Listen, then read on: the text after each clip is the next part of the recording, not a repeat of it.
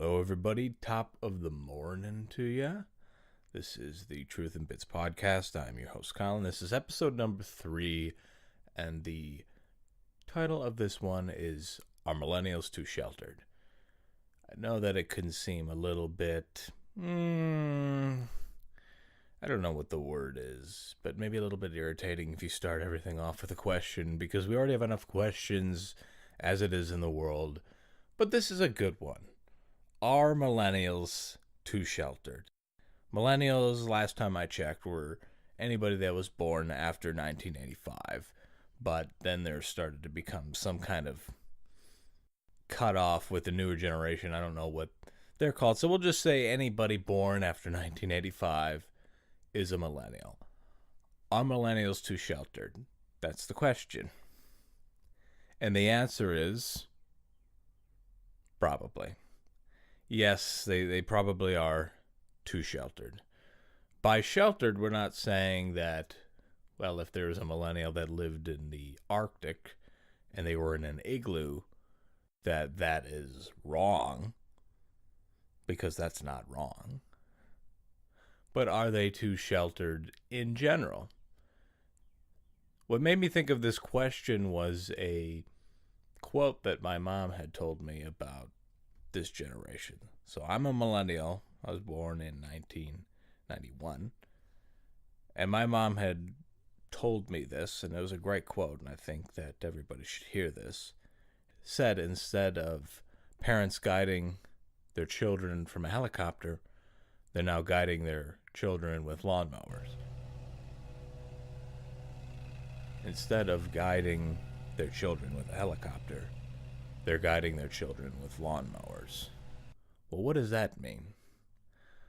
Well, what that means is that instead of parents guiding their kids from virtual helicopters where the flippers only occasionally brush out some sort of problem or dilemma, the lawnmower just runs right through everything and gives those millennials a clear path without any obstacles of any kind.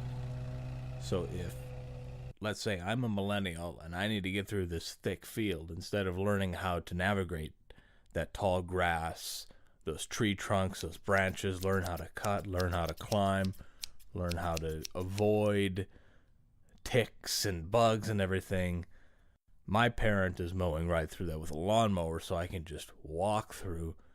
The older parents would be guiding their kids with a helicopter. Once in a while, that branch might move a little bit back because of the gust from the helicopter. Once in a while, some of those bugs might float away.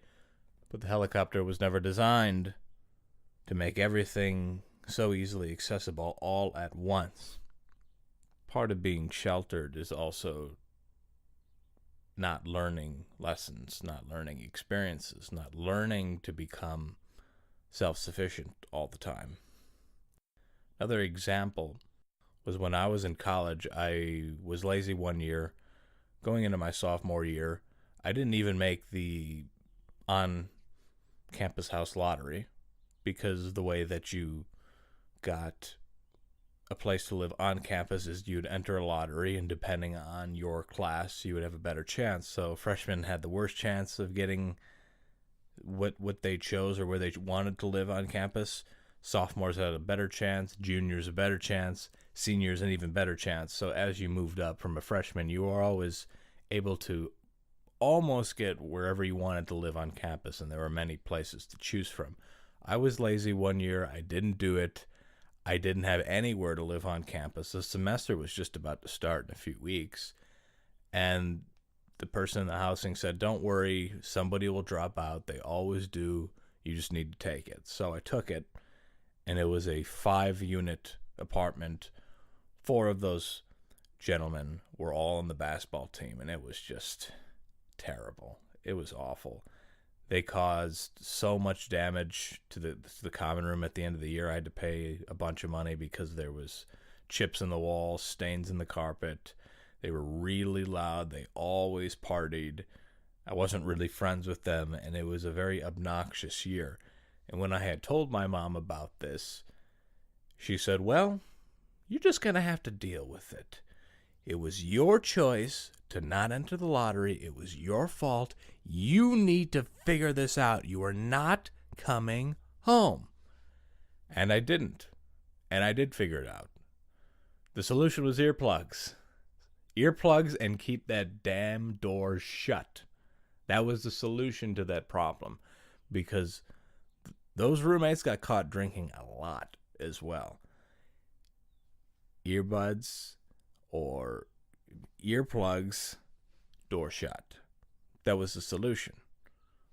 But if I had been sheltered, I would have just ran home every week. I would have just drove home, went somewhere else to avoid the problem, not take responsibility, not learn a creative way to get around it. It wouldn't have been good for me if I had been too sheltered.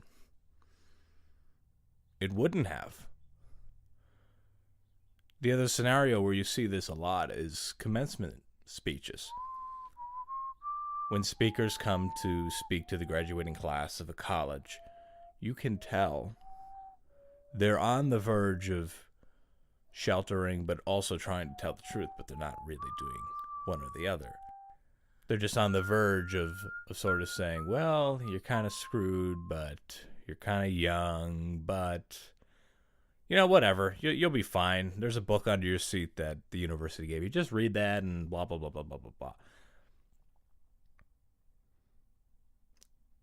So are millennials too sheltered? Probably. But I'm interested in hearing what you think. Are millennials too sheltered? Yes or no? Or maybe. There's gray area. Gray area is welcome. Gray water is not welcome. Gray water is not good for you.